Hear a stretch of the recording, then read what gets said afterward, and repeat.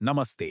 नेपालको शेयर बजारमा लगानी त गरिन्छ, तर के कहिले सोच्नु भएको छ त्यो नाफामा कति किसिमका शुल्क र करहरूले कैँची चलाइरहेका हुन्छन्?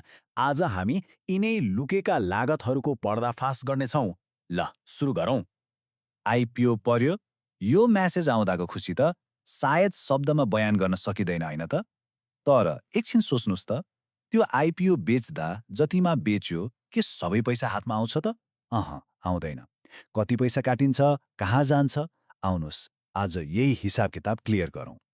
ल, सबैभन्दा पहिले आइपिओकै कुरा गरौँ, किनभने धेरैजनाको शेयर बजारको यात्रा यहीँबाट सुरु हुन्छ। सबैभन्दा राम्रो कुरा के हो भने आइपिओ भर्दा 1 रुपियाँ पनि लाग्दैन, यो एकदमै फ्री हो। तर खेल तब सुरु हुन्छ जब त्यो परेको आइपिओ बेच्ने बेला आउँछ। हो, त्यति बेलाबाट पैसा काटिन थाल्छ। अब आइपिओ बेच्दा लाग्ने लागतहरूको कुरा गरौँ। यसमा सबैभन्दा ठूलो र मुख्य खर्च भनेको पुँजीगत लाभ कर, जसलाई अङ्ग्रेजीमा क्यापिटल गेन्स ट्याक्स वा छोटकरीमा सिजिटी भनिन्छ। अब यो सिजिटी भनेको के हो त? एकदमै सजिलो छ। शेयर बेचेर जति नाफा कमाइन्छ नि, हो त्यही नाफाको एउटा सानो हिस्सा सरकारलाई करको रूपमा बुझाउनु पर्छ। हाम्रो नाफामा सरकारको पनि भाग लाग्छ भनौँ न। यही हो पुँजीगत लाभ कर। तर यो कर कति तिर्ने भन्ने कुरा एउटा कुरामा भर पर्छ, त्यो शेयर कति समयसम्म आफूसँग राखियो। यही समयको आधारमा लगानीकर्तालाई 2 किसिममा बाँडिन्छ, अल्पकालीन मतलब सर्ट टर्म र दीर्घकालीन मतलब लङ टर्म।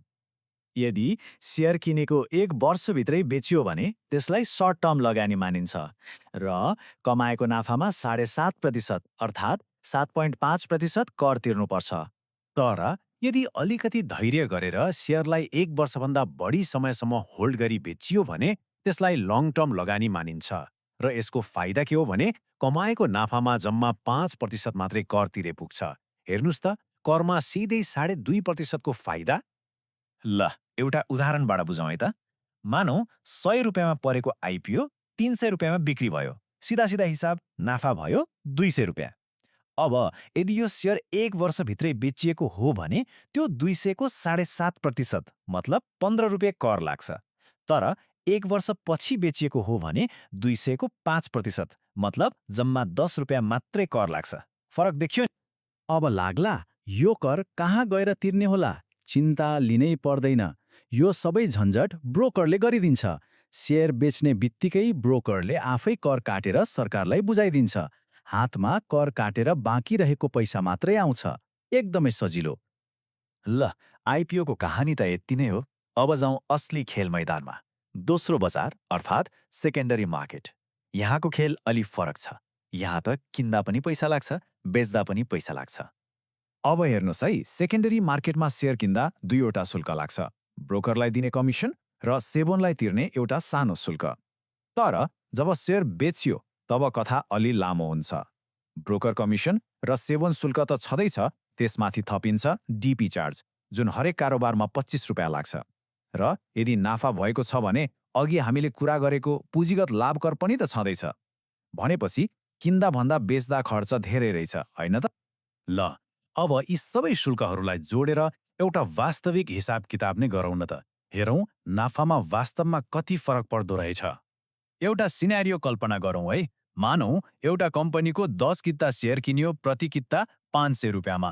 अनि केही समयपछि भाउ बढेर 600 पुग्यो र त्यसलाई बेचियो। र यो सबै कारोबार 1 वर्षभित्रै भयो। ल, अब हिसाब सुरु गरौँ। सबैभन्दा पहिले कुल नाफा निकालौँ।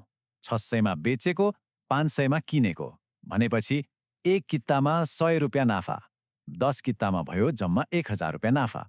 अब यो त भयो कुल नाफा। यसमाथि लाग्छ 7.5% कर, मतलब 75 रुपियाँ त सिधै गइहाल्यो। तर कुरा यतिमा सकिँदैन। अब यसबाट ब्रोकर कमिसन, सीबोन शुल्क अनि त्यो 25 रुपियाँको डिपी चार्ज पनि घटाउनु पर्यो। भनेपछि अन्त्यमा के देखियो त?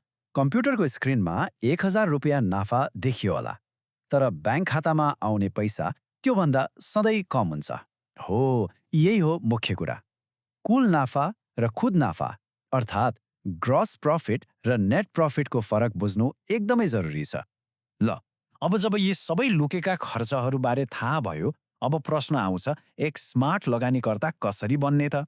यसको लागि एउटा सानो सोचाइमा मात्र परिवर्तन ल्याए पुग्छ।